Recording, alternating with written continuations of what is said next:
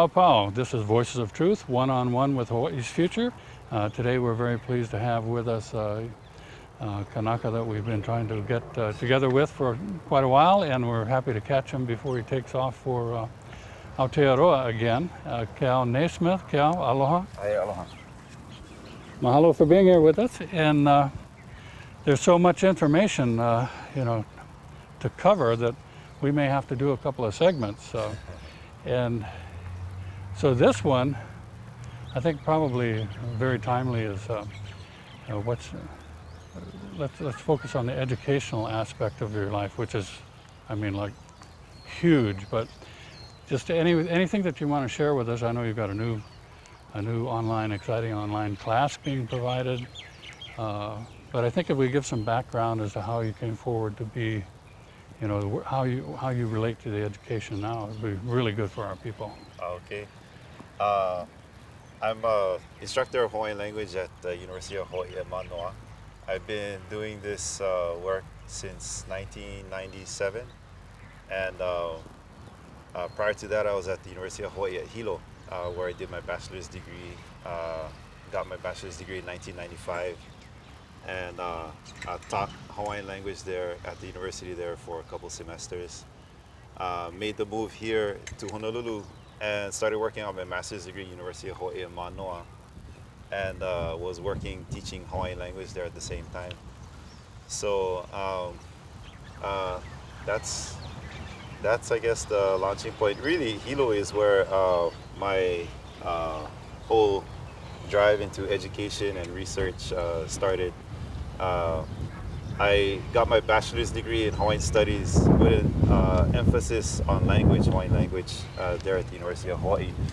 But prior to that, my education began at home. I'm originally from Kauai, from Kekaha, the west side, and grew up there. My family are not speakers of Hawaiian, my immediate family, but my grandmother, my grandparents on my mother's side, native speakers of Hawaiian. And when I was a teenager, I went to high school at Kamehameha School here in Honolulu. And on the weekends, I go stay over with my grandmother, where she was living in Hauula on the windward side.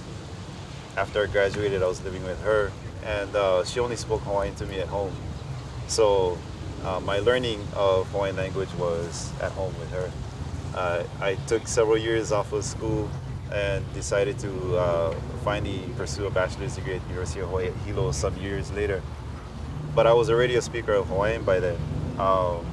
And so I was able to test out some of the lower level courses there of Hawaiian language at University of Hawaii at Hilo, and took some upper level courses there.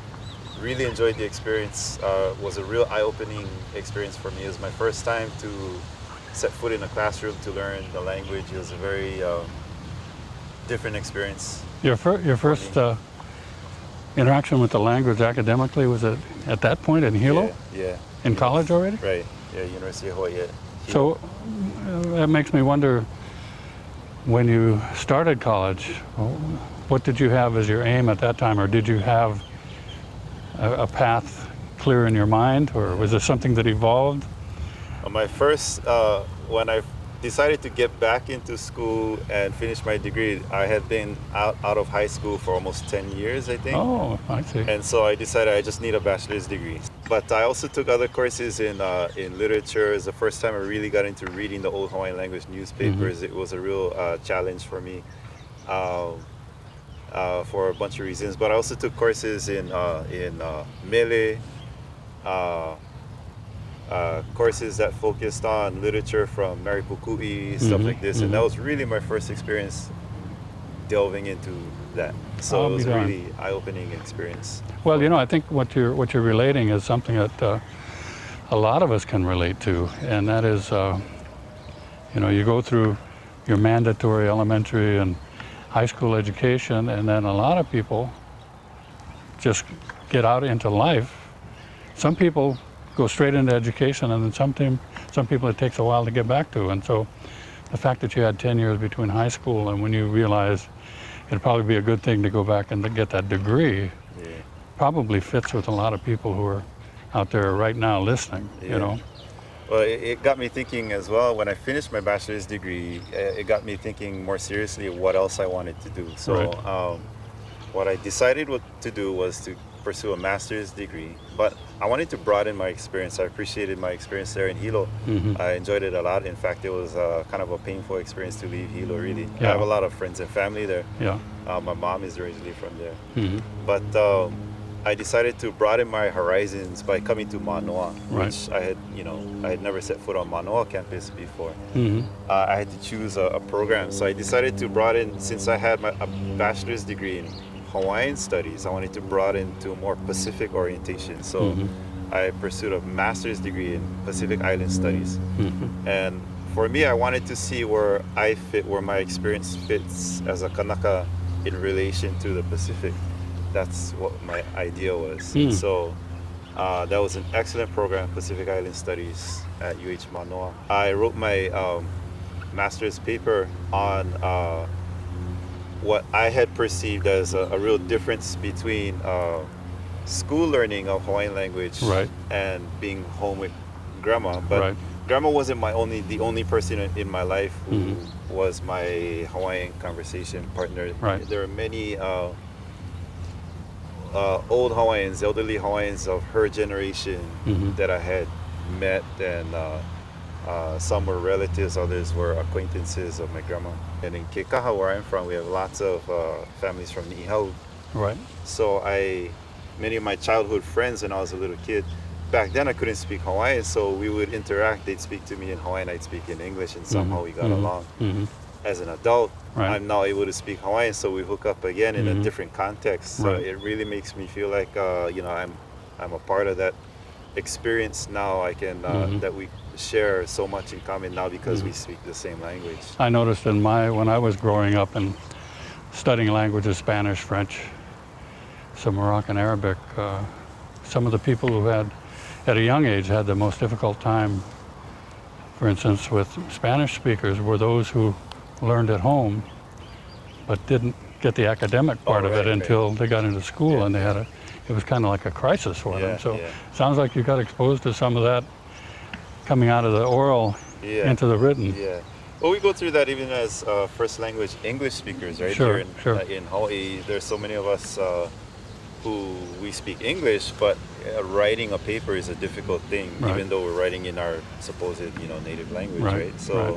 but in my master's program, I decided that I wanted to focus on the dichotomy I saw, the differences between the school environment, Right. where for many people, in fact, the majority of Hawaiian speakers today, had to go to a classroom and learn it, Yeah.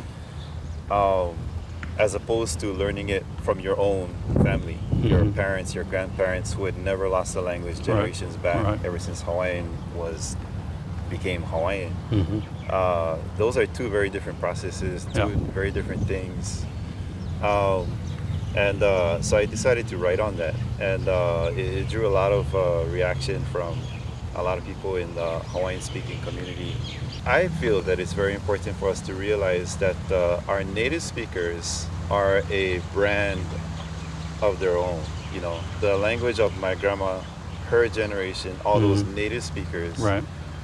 that is Hawaiian from way back Right. then. Right.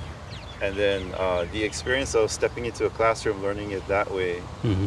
from a teacher who also just graduated from that same classroom Yeah. the year before, Yeah. is not the same thing. Right. And the end product, the language that they actually speak, in many ways is different from the language of these native speakers that I'm Sure. talking about, including Sure. the Niihau speakers. And so I just wanted to point that out in my master's research. And that's what I did. Now I'm working on a PhD, so I'm in the last stage, thank goodness, of my scholarly pursuits. Well, before you get on to Yeah. the PhD and the master's, your goal was simply to document that indeed there was a difference in the two types of learning and synthesizing, I guess, the Yeah, language. Yeah. And did you go into any deep analysis of it, or are you going to be doing that in your PhD? Are you going to be considering that? Because, you know, there's some people that say in the language is the culture, or in the culture is the language. Yeah. There's a mindset, there's a mentality, there's a philosophy that I guess the ideal thing would be able to get that through academic education of a language. And I guess you have to get some of it, but there's a huge portion that I think would be missing. Yeah. You know, unless you said it exactly. If you go to a class and attend a class taught by an instructor who just completed the same course of study but wasn't a native speaker, I can see that there's something missing, you know, from the cultural aspect. Yeah, well, that's an excellent point. And one of the things I wanted to do in my master's paper, what I intended to do was point out our history, because, you know, this is the consequence of our history. In the 19th century, after the coup of 1893, the new rebel government that had taken control, their agenda was blatantly and admittedly so to quash the Hawaiian national identity. Which, if you're going to do that, the most effective way to do it is with the national language, national culture. And so mission accomplished. They did a very good job at that. Yeah. Made it illegal to be spoken in the schools, which was the conduit, that was the venue for instilling nationality, the concepts of nationality, even today. Yeah. At the same time, I think, in addition to the delegalizing the language and quashing it, as you say, I wonder to what extent, you know, you have when a people who, for whatever reason, they consider themselves subject to a dominant party or a dominant society, dominant culture. A lot of times, for instance, when immigrants come from elsewhere and they think, well, they have to emulate, you know, that dominant language. Yeah.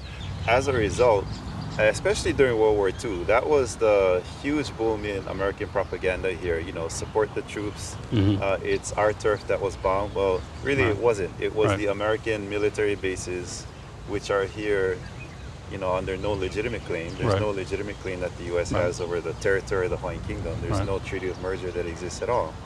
No treaty of cession. It's purely a state of occupation. Right. But the rhetoric that we were fed in that era was, it was us who was attacked, therefore we have to support the troops. So my mother comes from that generation where she was a little girl at the time being fed all of this propaganda.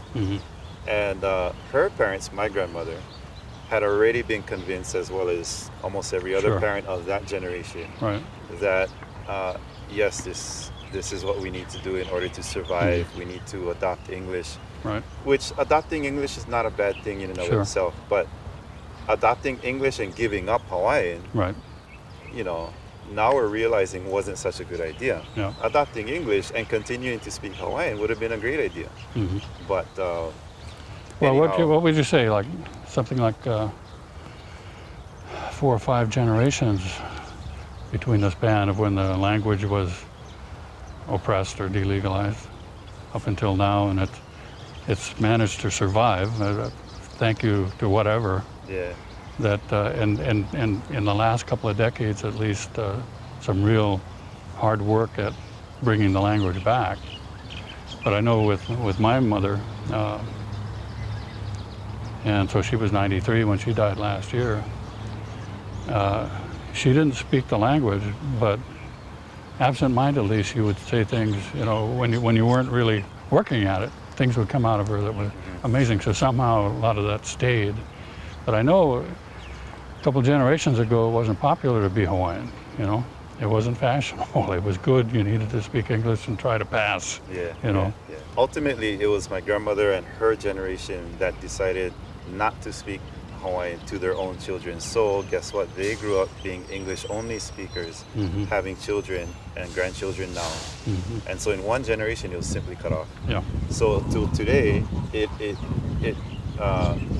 as it happens today, it is that older generation who are the remaining. They're the remnants of the native speakers Mm-hmm.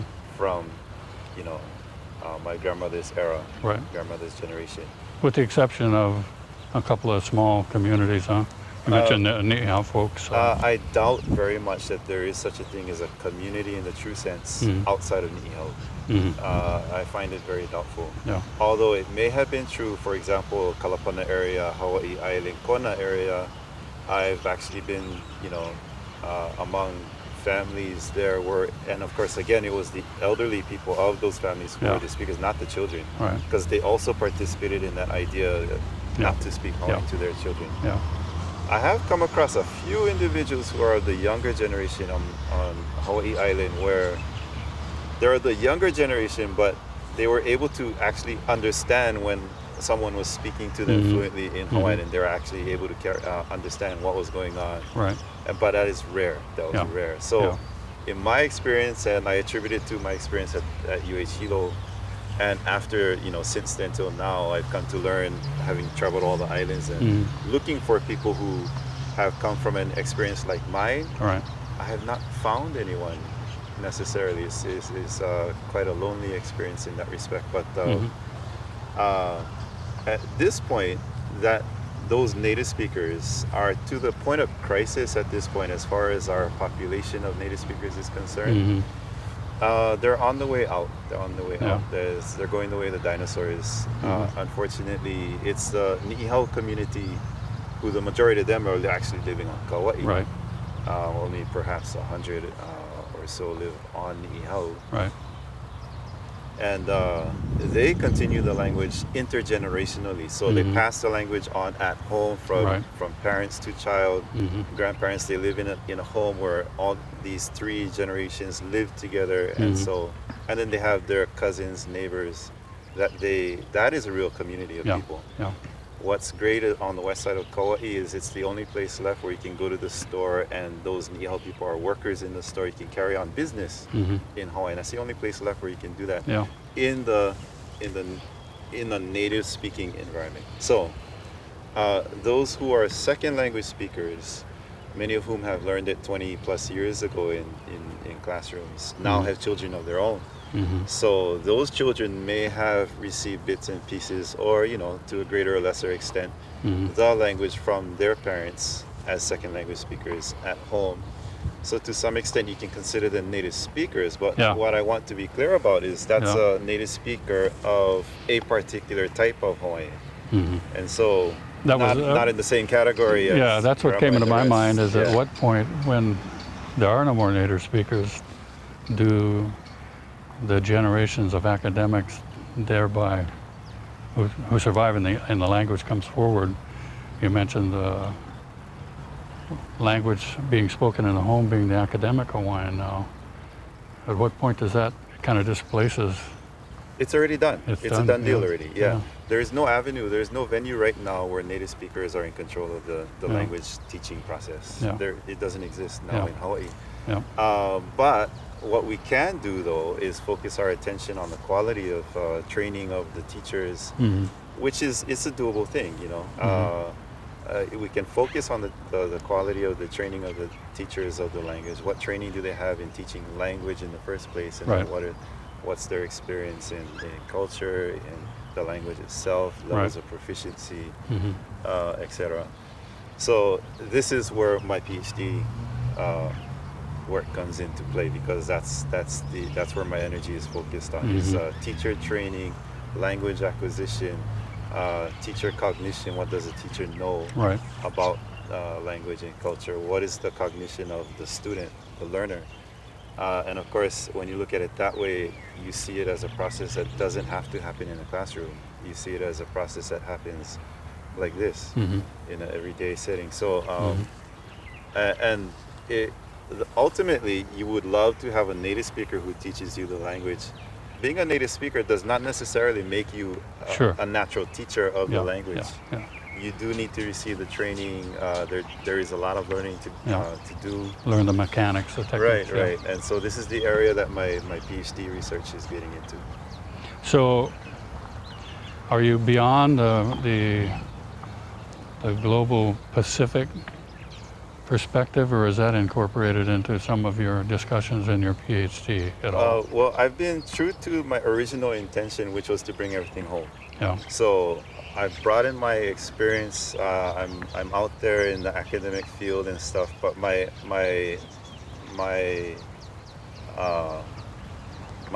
desire is to bring it all home, Mhm. you know, and to see what I can do for my family. First of all, I always think of my family first, Sure. because it's my grandma, you know. Mhm. This is I'm blessed that I received the language from her, because that's our family's language, you know. Right. I didn't have to go somewhere else. Right. I got it right there from my own family. Mhm.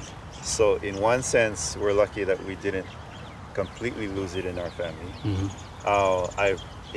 I've added to the experience that my grandmother gave me Right. through my learning in school. Yep. I did learn a lot in the schools Right. that I don't think I would have learned from my grandma. Sure.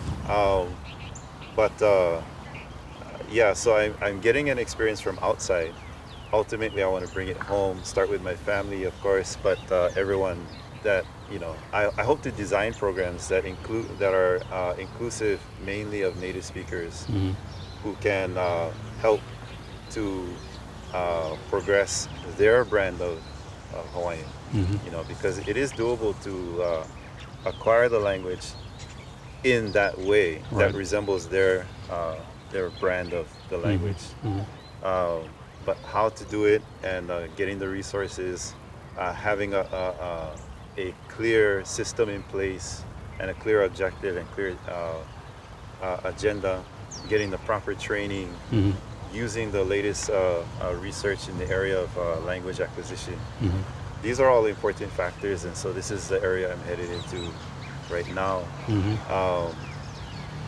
Yeah, so I'm appreciative for the experience I'm getting out there. I'm going to the University of Waikato in New Zealand, Hamilton, New Zealand, Right. and that's the university I'm getting my PhD from. Mhm. And my trainers there are world-class scholars in the field of linguistics, especially language acquisition and so forth. So Mhm. there's a lot of groundwork that I'm covering in the basics of language acquisition and Right. and research and such. So I'm really appreciative for that experience. Mhm. It really is the perfect topping for the educational background that I've come from. Their language, their Maori-speaking populations were not obliterated to the same level that ours was. Mhm. Hawaii is much smaller than there. There are a lot of places to hide in New Zealand. Right. A lot of communities are left alone there. So Yeah. to a large extent, they've gone through a lot like we have, but not to the same extent. And in the area of language revitalization, they're much further ahead than we are. Yeah. They started earlier. We kind of emulated one of their models, I guess, Yeah, too, in the Punanoleo. preschools, Yeah. and that has really helped. Yeah. So You know, we're running out of time for this segment, but clearly we're going to have to talk another time, because there's more yet, even in the educational component, that we need to communicate, and perhaps we'll catch that on the next in our next segment, because we want to talk about this exciting class that you're actually started already. So. all right. And but that's going to wind us up for this segment. So we hope all of you out there are enjoying this, and probably some of you can relate to some of what Keao has related earlier on about the study process and how you get into your groove, essentially. But once again, for this segment, this is Kaiopua Fife with the Kuani Foundation saying mahalo to Keao, and mahalo to you for tuning in. This is Voice of Truth, one-on-one with Hawaii's Future, a component of Free Hawaii Broadcasting Network. Aloha, ahui ho.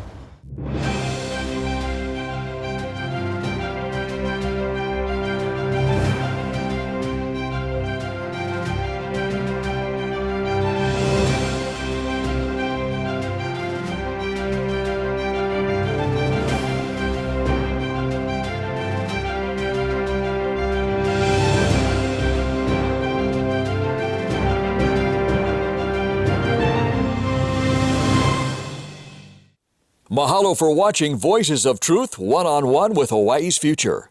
Watch us on the web 24/7 at voicesoftruth.tv.com. You'll find all our shows, including this one, in case you want to see it again or share it with family and friends. Also, view our weekly video commentaries at freehawaiitv.com. And check out our blog, published daily, at freehawaii.info. It's all part of the Free Hawaii Broadcasting Network.